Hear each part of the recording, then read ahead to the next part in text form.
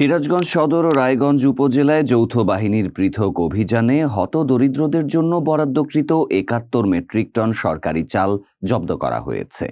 এই ঘটনায় রায়গঞ্জ থেকে ছাত্রদলের ৭ নেতাকর্মীকে আটক করা হলেও সিরাজগঞ্জ শহরের ঘটনায় কেউ আটক হয়নি। শুক্রবার ৩০ মে সন্ধ্যায় গ্রেপ্তার ব্যক্তিদের আদালতের মাধ্যমে কারাগারে পাঠানো হয়েছে বলে রায়গঞ্জ থানার ওসি মাসুদ রানা জানান।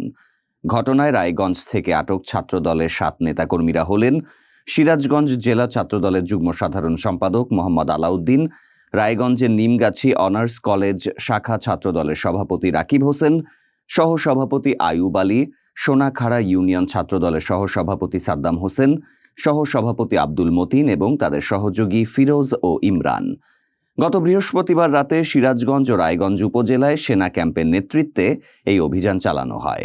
সিরাজগঞ্জ ক্যাম্প সূত্র জানায়, বৃহস্পতিবার রাত ৮টার দিকে সিরাজগঞ্জ শহরের এসবি ফজলুল হক রোডের মালসাপাড়ায় অবস্থিত মেসার্স নর্থ বেঙ্গল ফ্লাওয়ার মিলে অভিযান চালায় যৌথ বাহিনী। ওই সময় গুদামে থাকা হতদরিদ্রদের জন্য বরাদ্দ করা সরকারি ন্যায্য মূল্যের বিপুল পরিমাণে চাল জব্দ করা হয়। একই সময় রায়গঞ্জ উপজেলার সোনাখাড়া ইউনিয়নের চিরামপুর এলাকায় অভিযান চালিয়ে একটি গুদাম থেকে ৬ টন সরকারি চাল জব্দ এবং এর সঙ্গে জড়িত ৭ জনকে আটক করা হয়।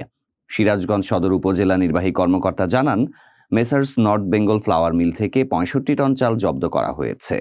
ওই মিলের অভ্যন্তরে দিনভর জব্দকৃত চাল পরিমাপ করে তা সরকারি গুদামে হেফাজতে রাখা হয়েছে। ঘটনাস্থল থেকে কাউকে আটক করা সম্ভব হয়নি। এ ঘটনায় মিল মালিক ইয়াকুব আলী সহ জড়িতদের বিরুদ্ধে সদর থানায় মামলা করা হয়েছে। এ বিষয়ে জানতে চাইলে জেলা ছাত্রদলের সভাপতি জুনায়েদ হোসেন সবুজ গণমাধ্যমকে বলেন, বিষয়টি আমি শুনেছি, তবে জিয়াউর রহমানের মৃত্যুবার্ষিকী উপলক্ষে নানা কর্মসূচি থাকায় এ ব্যাপারে খোঁজ খবর নিতে পারিনি। এ ব্যাপারে বিস্তারিত জেনে পরবর্তী পদক্ষেপ নেওয়া হবে।